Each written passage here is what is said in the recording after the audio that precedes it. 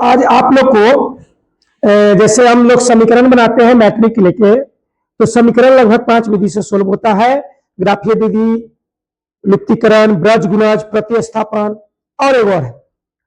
और यहाँ पे आज हम आप लोग को समझाएंगे कि ब्रज गुणज विधि से हम किसी समीकरण को सोल्व कैसे करेंगे। तो देखिए, किताब में बहुत प्रक्रिया लगाया रहता है कि इसको ऐसे करना है, इसको ऐसे करना है, 20 रंग की चीज लगाया रहता है।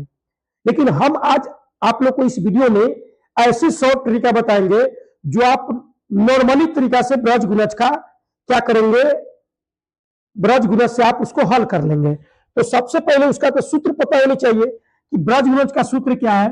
तो एक्स बटे होता है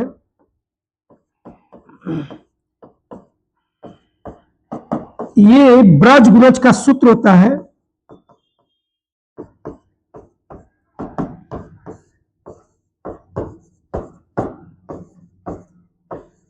ये होता है ब्रज गुणज निकालने का सूत्र होता है।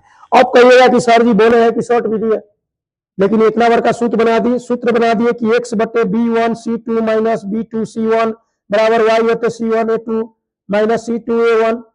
ये याद किसी होगा? हाँ जी, याद भी होगा। सूत्र आपको हार्ड लग रहा है ना, तो ये सूत्र आपको बताते हैं, इतना इजी है याद करना कि आप कहेंगे नहीं। सबसे पहले एक काम हम करते हैं, इसको अभी सूत्र में काटते हैं और आप सबके सामने हम सूत्र बनाने का प्रयास करते हैं कि सूत्र बनाना कैसे है।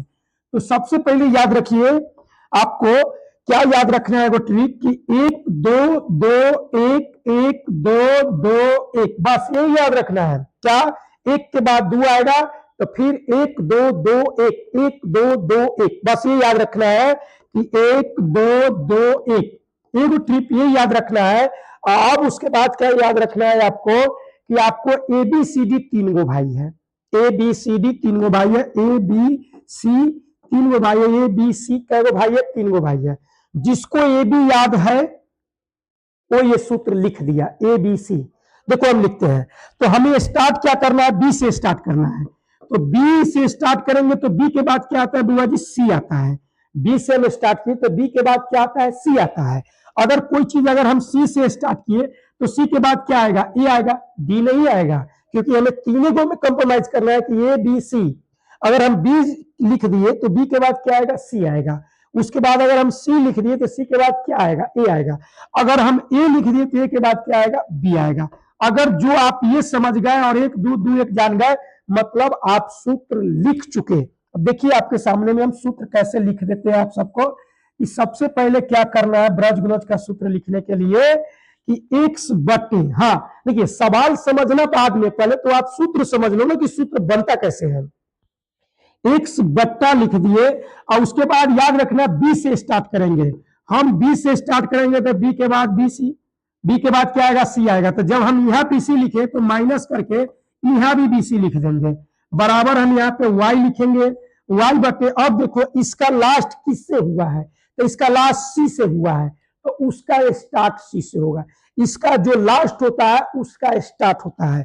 तो यहां से सी, और जब यहाँ सी लिख दे तो इसके बाद क्या होगा? ए होगा। तो जब यहाँ सी है तो माइनस सी है, दो को लिख देना है। अब इसमें देखो इसका लास्ट हुआ ए, तो अगला वाला के स्टार्ट कौन होगा? ए होगा। तो 1 बट्टे क्या लिखेंगे? ए, और ए के बाद क्या होता है? बी होता है। तो फिर यहाँ पे हम ए बी लिखेंगे, मतलब दो गो।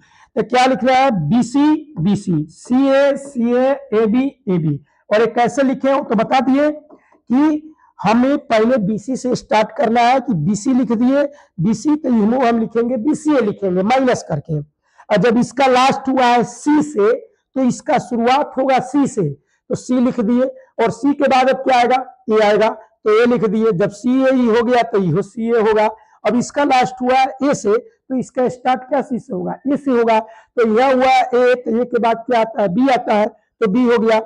और फिर यहाँ पे ए बी हो गया। अब वो लगा देंगे, देखिए 1 2 2 1 1 2 2 1 1 2 2 1। एक बार और आपको ये सूत्र हम कंप्लीट कराते हैं मिटा के, बहुत इजी तरीका से क्या करेंगे। ना तो आप इतना याद रखिए, ऐसे ही लिख सकते हैं कि बी सी माने कि एगो बीसी हो गया, और बीसी के बाद माने कि सी यहां से होगा तो सी के बाद ये आएगा, तो एगो सी याद रखिए। ए हुआ तो यहां से ए के बाद बी, बस ये तीन को याद रखते हैं। तो एक्स बटे क्या, पहिलका पर ए लिखना है बीसी माइनस फिर बीसीए, दूसरका पर क्या लिखना है वाई बटे सी ए माइनस सी ए, और तीसरका पर लिखना है 1 बटे A B minus A B. अब इसमें लगाना है 1 2 2 1 1 2 2 1 1 2 2 1।